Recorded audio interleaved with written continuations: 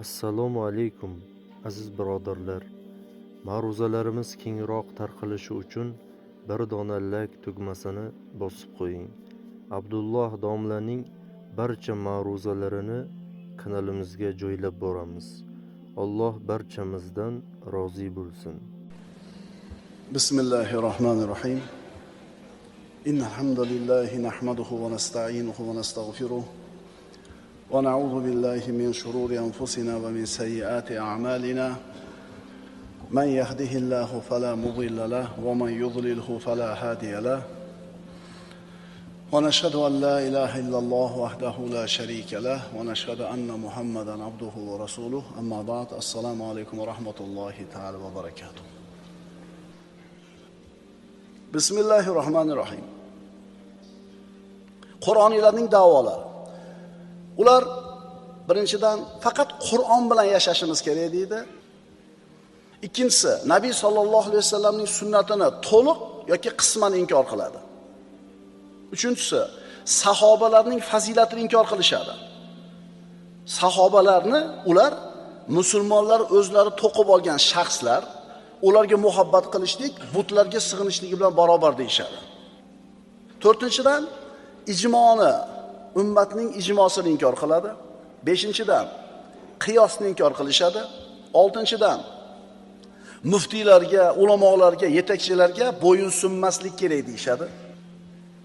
Yettinchidan, har kim namozda Qur'onni o'zining ona tilida o'qishi mumkin deb da'vo qilishadi.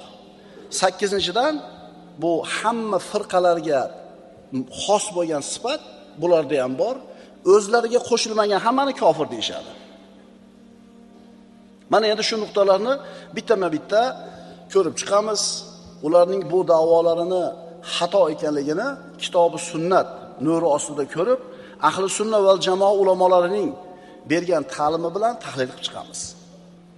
Birinchi da'vosi nima edi? Faqat Qur'on bilan yashaymiz dedi. Bir qarasangiz, to'g'ri gap. Nimasi noto'g'ri? Qur'on bilan yashashimiz kerak desa, bu gapning nimasi xato? Biz ahli sunna va jamoa sifatida Qur'onga amal qilishlikni inkor qilmaymiz, balki dinimizning asli Qur'on ekanligini aytamiz. Lekin aytamizki, har kim Qur'onni o'qib, tarjimasini o'zichasiga tushunib, o'zichasiga mustaqil xulosa chiqarish haqqi yo'q deb aytamiz. Qaytaramiz, Qur'on dinimizning asli, bunda shubha yo'q. Ammo biz aytamizki, har kim Qur'onni o'qib, o'zichasiga xulosa qilishlikka haqqi yo'q. Payg'ambar sollallohu alayhi vasallamning sunnatini Qur'ondan ajratib bo'lmaydi. Chunki sunnat Qur'onning izohi va sharhi. Qur'onning juda katta qismini tushunmaymiz agar biz sunnatni inkor qilsak. Nabiy sallallohu alayhi vasallamning sunnatini inkor qilsak, Qur'onning katta qismidan g'ofil qolamiz. Payg'ambarimiz sallallohu alayhi vasallam hadislarida sunnatini, o'zining hadislarini, sunnatini Qur'onga bog'lab shunday deydilar. Qala Nabiy sallallohu alayhi vasallam: "Ya ayyuhan nas, inni qad taraktu fikum ma in iqtasamtum bihi falan tadillu abadan. Kitaballohi va sunnata nabiyhi." Ey odamlar, men sizlarga ikkita narsani qoldirib ketyapman. Men sizlarga ikkita narsani qoldirdim. Allohning kitobini va payg'ambarining sunnatini. Ularga mahkam yopishsangiz, hech qachon adashmaysiz. Rasululloh hadislarida Qur'on va sunnatni, Qur'on va hadisni birga zikr qilyaptilar. Endi sunnatni inkor qilgan odam, hadisni inkor qilgan odam, Qur'onni inkor qilgan odam bilan barobar. Boya gapda Qur'on bizga yetadi o'zi, Qur'on bilan yashashimiz kerak desa, chiroyli to'g'ri gapga o'xshaydi.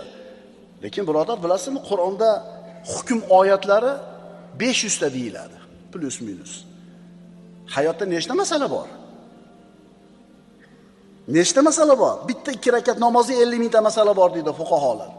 2 rakat namozda 50 mingta masala bor deydi. Faqat Qur'on yetadi bizga deyapti. Ha, xo'p, samolyotga minish mumkinmi, mumkin emasmi? Mana Qur'ondan javob ber. Javob bera olmaysan. Oddiy misol. Mashina minish mumkinmi, mumkin emasmi? Qur'ondan javob ber. Yo'q. Endi xuddi shunga o'xshagandek sunnat yetadi, Qur'on bilan hadis yetadi, mazhab kerak emas degan birodarlarga aytamiz, hadisda ham yo'q samolyot bilan mashina. O'shuning uchun ijmo bor, o'shuning uchun qiyos bor, o'shuning uchun mazhab bor. Tushuninglar. Qur'on o'zi aytadi deyotganlar ilmsiz odamlar. Hadis hukm hadislari, mana shu bir fiqhiy masalalar hukm hadislari 1,5 mingtadan 2 mingtagacha deyiladi. Endi qo'shing. Hukm, shariy hukm bo'lgan 500 ta oyat bor, 1,5 mingta hadis bor. 2 mingta masalalarning javobi bor. Qur'on bilan hadisda o'zidan primoy. Hayotda nechta masala bor? Ko'pa. Shu 2 mingtaga kirmagan narsani nima qabul qilmaymizmi unda? Endi ana shu Qur'on va hadisdan ishlab chiqarilgan qoida bilan mazhablar yangi chiqayotgan masalalarga fatvo beradi. 3 xil Qur'on bor, bilasizlarmi? 3 xil Qur'on bor. Qo'limizda turgan mushaf bizga gapiradi. U gapiruvchi Qur'on. Ikkinchi mushaf jim turadi. Bu koinot. Koinotga qarab tafakkur qilsak, Alloh taoloni tanitadi. Koinot jim turuvchi Qur'on. Endi Muhammad alayhisolatu vassallam tirik Qur'on bo'lganlar. Qur'onga amal qilishlik qanday bo'lishini Rasulullohning hayotida ko'ramiz. Qur'onga 100% amal qilgan odam bormi deb so'rasangiz, bor deymiz. Muhammad Mustafa sallallohu alayhi vasallam. Agar Qur'onni lillahil masalul a'la, qonunlar, tartib intizomlar majmuasi desak, qonunlar majmuasi desak, Muhammad alayhisalomning hayoti ana shu qonunlarni hayotda tatbiq qilishligining misoli. Tushunarlimi? Sunnatdan voz kechish, hadisdan voz kechishlik Muhammad alayhisalomning vazifalaridan bittasi. Yetkazishlik vazifasini, bayon qilishlik vazifasini inkor qilish bilan barobar bo'ladi. Alloh taolo Qur'onda aytadiki, astagfirullah, va anzalna ilayka zikra litubayyana lin-nasi ma nuzzila ilayhim va la'allahum yatafakkarun. Muhammad alayhisalomning vazifalaridan bittasi Qur'onni bayon qilib berish. Agar Qur'onni Rasululloh bayon qilib bermasalar, kim bayon qilib beradi? Sizga esa odamlarga nozil qilingan narsalarni bayon qilib berishingiz uchun va shoyat tafakkur qilsalar deb bu eslatmani Qur'onni nozil qildik. Ana Qur'onni Alloh nozil qildi insonlarga, Muhammad alayhisalom bayon qilib berar ekanlar. Muhammad alayhisalomga itoat qilishlik va u zotga bo'ysunishlik haqida Qur'onda ko'plab oyatlar bor. Tushuninglar. Agar bu Qur'oniylar o'zlarining gapiga amal qilishsa, payg'ambarimizga ergashmay iloji yo'q. Faqat Qur'on bilan yashaymiz deyaptimi? O'sha Qur'onda Muhammad alayhisalomga ergash degan Alloh. Astagfirullah. Va ma ataakumur rasulu fakhuduhu va ma nahakum anhu fantahu. Hashr surasida Alloh taolo aytayapti. Rasul, payg'ambar Muhammad alayhisalom sizlarga ato etgan narsani olinglar, u zot sizlarni qaytargan narsadan qaytinglar va Allohdan qo'rqinglar. Ana Allohdan qo'rqayotgan odam payg'ambarga ergashar ekan. Qur'onda aytayotgan bo'lsa, payg'ambarga ergash deyotgan bo'lsa, sen Qur'onga amal qilaman deyotgan bo'lsang. Yana oyat o'qiymiz. Astagfirullah. Qul atiiulloha va rasul fa in tawallaw fa innalloha la yuhibbul kafirin. Oli Imron surasi. Ayting, Alloh va payg'ambarga itoat qilingiz. Agar yuz o'girsalar, bas, albatta Alloh bunday dinsizlarni sevmas. Bunday kofirlarni sevmas. Allohga va payg'ambarga itoat qil deb Alloh ochiq aytayapti. Oyatning nassi bilan aytayapti. Lekin agar bosh tortsa, ya'ni payg'ambarga itoat qilishdan bosh tortsa, bunaqa kofirlarni Alloh yaxshi ko'rmaydi deyapti. Yana oyat o'qiymiz. Astagfirullah. Fala va robbika la yu'minuna hatta yuhakkimuka fima shajara baynahum thumma la yajidu fi anfusihim harajan mimma qadayta va yusallimu taslima. Mana hozir 3 ta oyatni o'qidik. uchalasida ham Muhammad alayhissalomga ergashishlik Allohning amri, buyrug'i ekanligi ma'lum bo'lyapti. Yo'q, Parvardigoringizga qasamki, to ular o'z o'rtalarida chiqqan kelishmovchiliklarda sizni hakam qilmagunlaricha, keyin siz chiqargan hukmga bo'ysunmagunlaricha va dillarida hech qanday tanglik topmagunlaricha musulmon bo'la olishmaydi. 3 ta narsani olamiz bu oyatdan. Agar siz mo'min bo'lsangiz, haqiqatan Allohga bo'lgan iymoningiz chin bo'lsa, birinchisi, o'rtangizda muammo chiqsa, Muhammad alayhisalomning shariatining oldiga kelasiz, sunnatga kelasiz.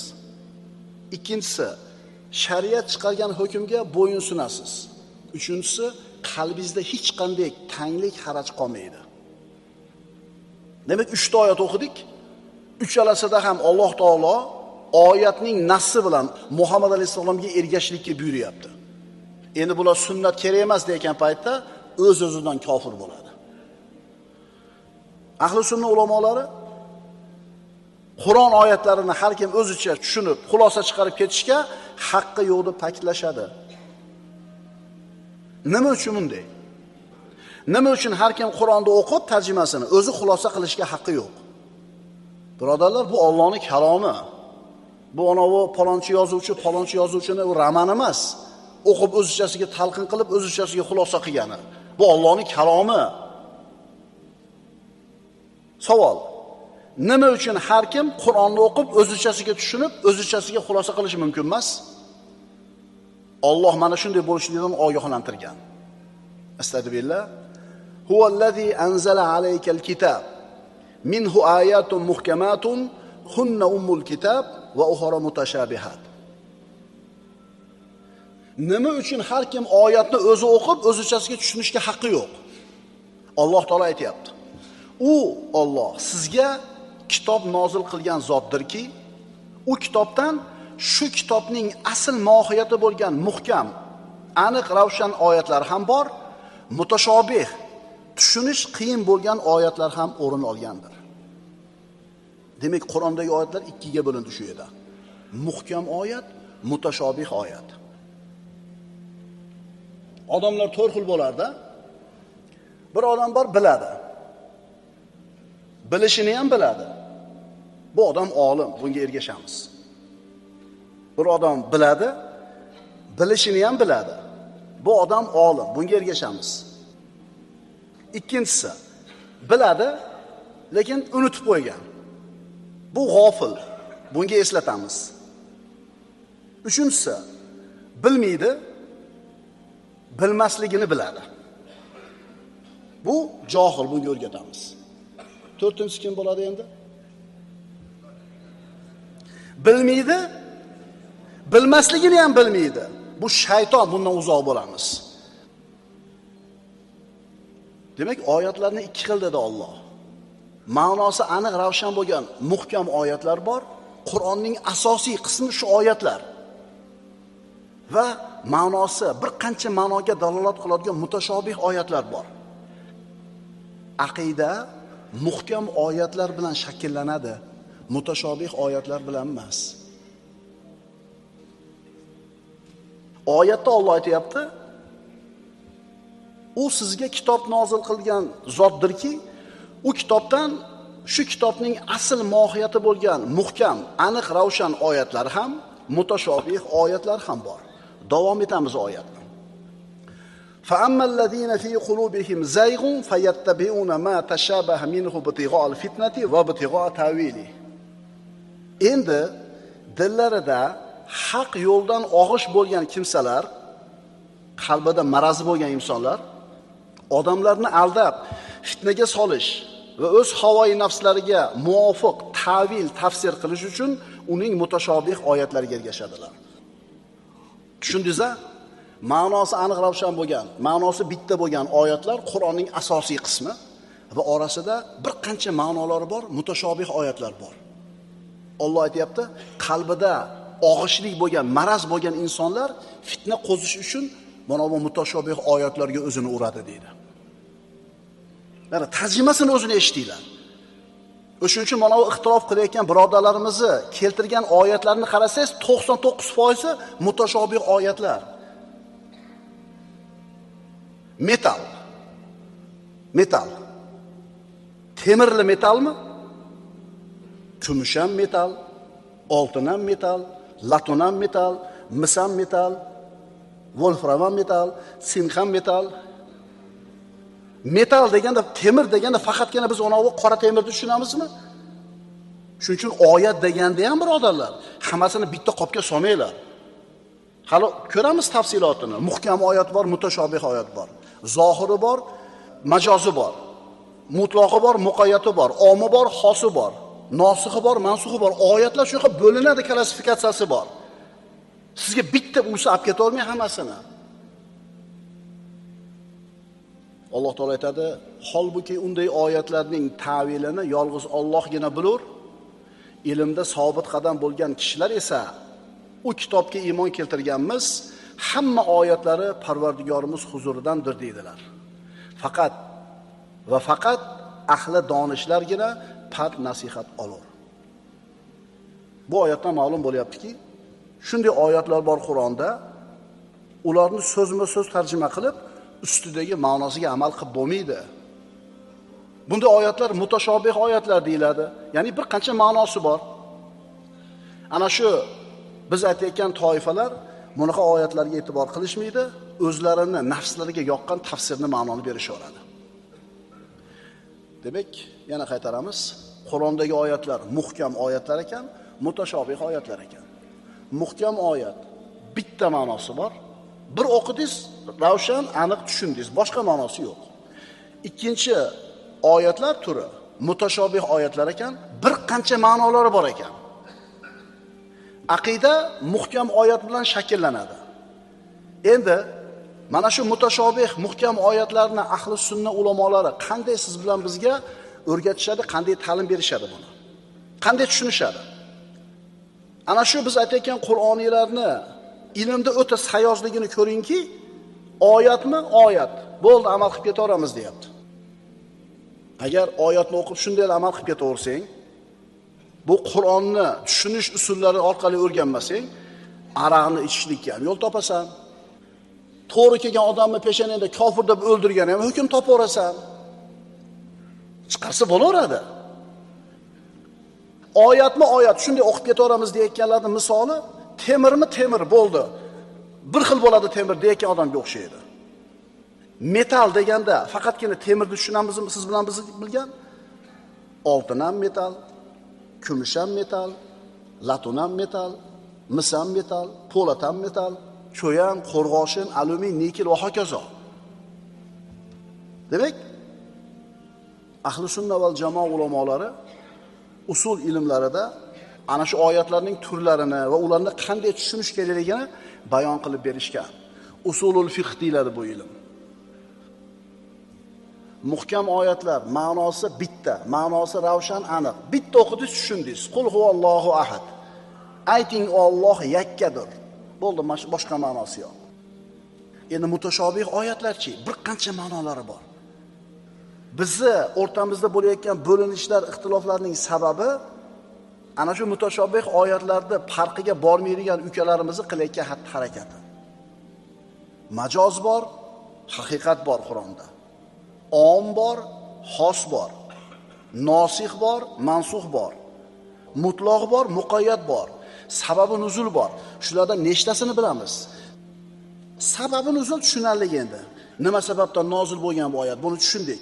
Lekin mutlaq bilan muqayyatchi? Om bilan xoschi? Majoz bilan haqiqatchi? Va ma kana robbuka nasiya. Robbing unutuvchi emas. Bu tushunarli. Keyingi oyatda nasulloha fa nasiyahum. Ular Allohni unutishuvdi, Alloh ham ularni unutdi. Birinchi oyat muhkam oyat, tushunarli. Alloh hech narsani unutmaydi. Bu tushundik. Endi buni muqobilida buni teskarisi turibdi. Bular Allohni unutishuvdi, Alloh bularni unutdi deydi. Ustidagi ma'noda olamizmi yoki majozini olamizmi? Shep, yuribmiz orqangizdan kun ko'rib deydi. Shep, siz bizni quyoshimizsiz deydi. Ustidagi ma'nosini olasizmi, majozini olasizmi? Bir oyog'im bu yerda, bir oyog'im bu yerda deydi. Mana shu gaplar majoz, taydagi ma'no olinadi. Robbing hech narsani unutish emas. Muhkam oyat, tushunarlik. Ustini olaveramiz buni, muhkam. Ular Allohni unutishuvdi, Alloh ularni unutdi. Bu yerda taydagi gapni olamiz, ustidagi emas. Ya'ni Allohning hukmlarini unutib, Allohga kofir bo'ldi, Alloh ularga parvo qilmay qo'ydi, o'zini holiga tashab qo'ydi, ularni unutdi. Shuning uchun manaqa oyat bor. Bu domlalar bunga amal qilmaydi. Manaqa oyat bor. Bular ham amal qilmaydi deganda, hali oyat qanaqa ekan? Qul huvallohu ahaddaqa muhkam aniqmikin yoki bir boshqa ma'nolari ham bormikin bu oyat ekanda? أقول قولي هذا وأستغفر الله لي ولكم إن الله وملائكته يصلون على النبي يا أيها الذين آمنوا صلوا عليه وسلموا تسليما والسلام عليكم ورحمة الله وبركاته